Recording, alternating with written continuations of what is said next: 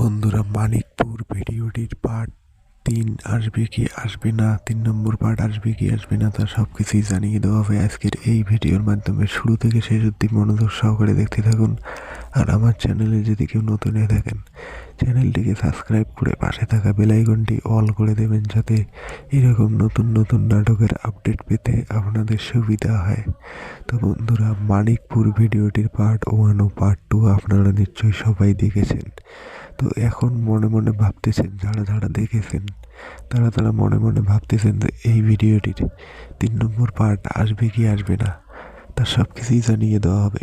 আমার চ্যানেলে যদি কেউ নতুন হয়ে থাকেন, চ্যানেলটিকে সাবস্ক্রাইব করে ও ভিডিওটিতে একটি লাইক ও কমেন্ট করতে ভুলবেন না।